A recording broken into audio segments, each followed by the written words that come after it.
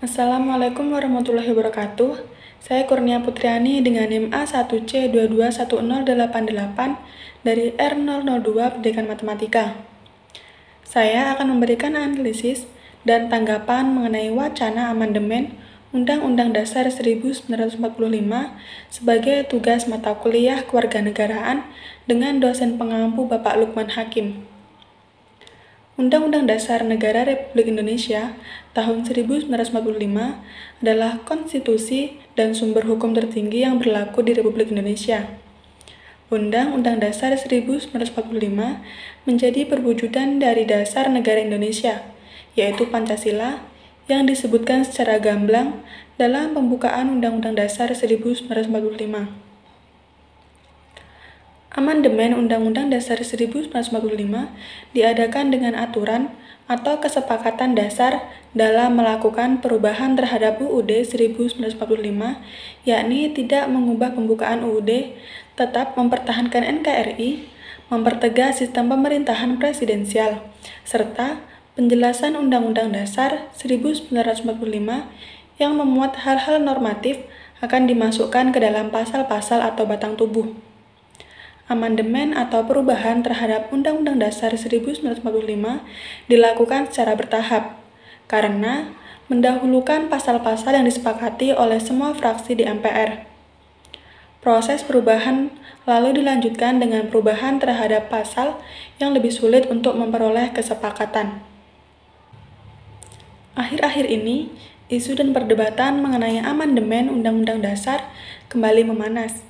Hingga saat ini, amandemen Undang-Undang Dasar 1945 telah dilaksanakan sebanyak 4 kali, yaitu pada 1999, 2000, 2001, dan 2002. Wacana amandemen kali ini akan mengakomodasi pokok-pokok haluan negara atau PPHN yang dinilai merupakan payung yang paling tepat jika dibandingkan dengan aturan lain. PPHN merupakan istilah lain dari GBHN yang dulu menjadi acuan penyelenggara negara dan masyarakat dalam melaksanakan pembangunan sekaligus sebagai pemandu agar tujuan pembangunan tercapai. Dalam menanggapi wacana ini, tidak sedikit pro dan kontra yang muncul dari berbagai kalangan. Bagi kalangan yang menolak, keberadaan PPHN akan mereduksi sistem presidensial. Namun, di sisi lain, PPHN dianggap diperlukan untuk mengintegrasikan dan menjamin kesinambungan pembangunan. Menurut saya, dari sisi hukum tata negara saat ini, tidak ada hal yang mendesak untuk dilakukan pengaturan ulang soal konstitusi negara. Justru jika dipaksakan dan sering terjadi amandemen, menyebabkan negara tidak pernah akan stabil, baik dalam sisi hukum maupun politik. Undang-Undang Dasar 1945 merupakan fondasi negara. Apabila dasar negara sering diamandemen, maka fondasi negara akan selalu bergeser. Padahal, diperlukan waktu yang lama untuk menstabilkan sebuah negara.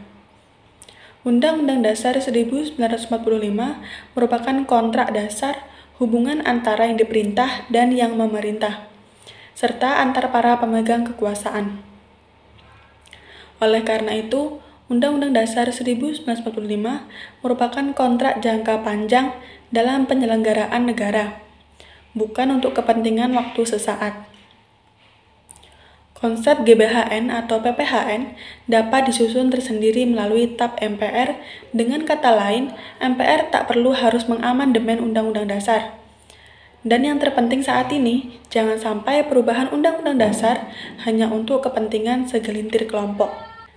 Selain soal PPHN, amandemen Undang-Undang Dasar 1945 juga dikhawatirkan akan melebar ke isu perpanjangan masa jabatan presiden. Meskipun periodisasi dan juga PPHN tidak bersinggungan secara langsung, amandemen dikhawatirkan akan tetap menjadi jalan masuk atau pintu masuk untuk mengubah tatanan sistem demokrasi Indonesia. Menurut saya, amandemen Undang-Undang Dasar 1945 adalah langkah yang bertentangan dengan sistem demokrasi Indonesia yang saat ini menganut sistem presidensial. Tidak ada dasar demokrasi untuk MPR mendikte presiden.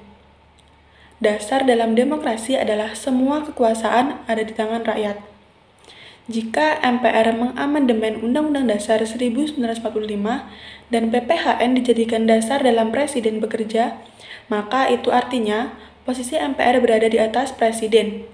Jika demikian, artinya ada kemunduran sistem demokrasi saat ini. Apabila amandemen pun hanya dibatasi pada PPHN, tetap saja tidak relevan dengan sistem ketatanegaraan saat ini. Menghidupkan kembali GBHN baru atau PPHN menjadi bagian dari kewenangan MPR akan berdampak serius paling tidak pada 3 hal, yaitu kedudukan MPR, kedudukan Presiden, dan sistem pemilihan Presiden. MPR akan menjadi lembaga tertinggi negara, Presiden menjadi mandataris MPR, dan Presiden akan dipilih melalui MPR. Kalau perubahan Undang-Undang Dasar ini benar-benar akan dilakukan dan sampai sejauh itu dampak dari amandemen terbatas ini, maka tujuan amandemen ini tidak lain hanya untuk melanggengkan kekuasaan dan benar-benar menjadi malapetaka bagi kehidupan demokrasi di Indonesia, karena hanya menimbulkan keresahan dan kegaduhan politik. Amandemen memang dimungkinkan secara konstitusi, namun harus dilakukan dengan kajian yang matang dan komprehensif, dengan tujuan dan penjelasan yang jelas. Mungkin hanya sekian, kurang dan lebihnya saya mohon maaf. Wassalamualaikum warahmatullahi wabarakatuh.